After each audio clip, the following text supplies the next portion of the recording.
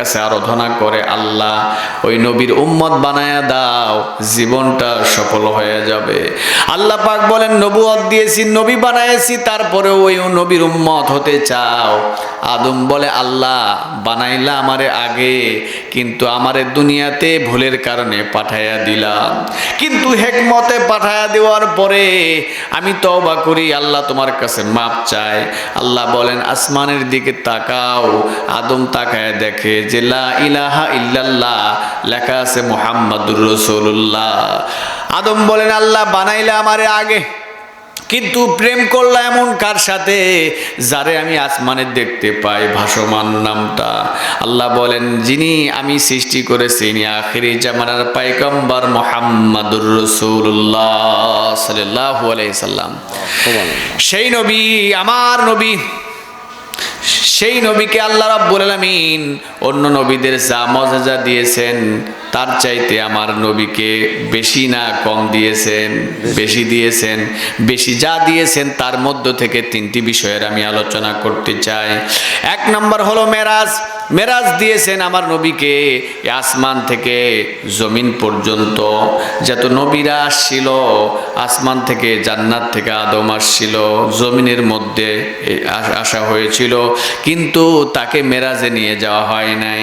আমার নবীকে মেরাজে নিয়ে যাওয়া হয়, জিবরাইলকে বলা হয় জিবরাইল শোনো, আমার দোস্তকে ওই জমিনের মধ্য থেকে এমন একটা পোশাক আমি জান্নাতের মধ্য থেকে তোমারে দিয়ে দিলাম, আর এমন একটা বারাক দিয়ে দিলাম, এমন একটা যানবাহন দিয়ে দিলাম, ওইটা দিয়ে আমার নবীকে মেরাজে নিয়ে আসবা, আমার বাড়িতে নিয়ে আসবা। কারণ আমার নবীকে নিয়ে আসতে, আমার দোস্তকে নিয়ে আসতে কোনো বেয়াদবি আমি কিন্তু বরদাস্ত করব না, বরদাস্ত করব না। এই কথা শুনে জিবরাইল যখন পৃথিবীর মধ্যে জমিনের মধ্যে এসে আমার নবী যখন ঘুমিয়ে পড়ে, তখন কিভাবে জাগ্রত করবে? জিবরাইল আল্লাহর কাছে বলে আল্লাহ নবী তো ঘুমায় যায়, কিভাবে তারে জাগ্রত করি? আল্লাহ বলেন জিবরাইল তোর জিহ্বাটা আমার নবীর কদমে লেগে দে। আমার নবী চেতন পেয়ে যান, ঘুমটা ভেঙে যায়।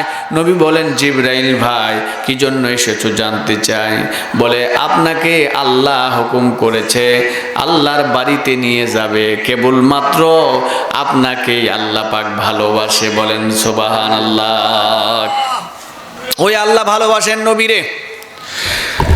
নবীরা মুসা আলাইহিস সালাম বলেন আল্লাহ তোমার সঙ্গে কথা বলি মজা লাগে, কিন্তু তোমার জুল দেখে একটু কথা বলতে পারতাম আরো ভালো লাগতো। আর মুসা বলে, আল্লাহ বলেন মুসা কি বলতে চাও বল, পরিষ্কার করে বলো। বলে আল্লাহ তুমি কি আমার সাথে দেখা দিবা না? আল্লাহ বলেন না না লান তারানি ইয়া মুসা, কখনো সম্ভব নয় মুসা, তোমার যে চক্ষু আছে এই চক্ষু দিয়ে আমি আল্লাহরে দেখতে পারবা না, দেখতে পারবা না।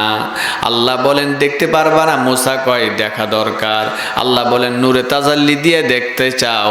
পুরে সারকার হয়ে গেল, 40 দিন পর্যন্ত মুসা ভসিয়ে আসে নাই, সে আল্লাহরে দেখতে পারে নাই মুসা। আর সেই আল্লাহ রাব্বুল আলামিন আমার নবীকে মেরাজে নিয়ে গেছেন একমাত্র দিদারের আশায়। আল্লাহ দেখা করার জন্য, নবীর সঙ্গে প্রেম করার জন্য 27টি বছর কেটে দিছে। বলেন আল্লাহু আকবার। কত বছর?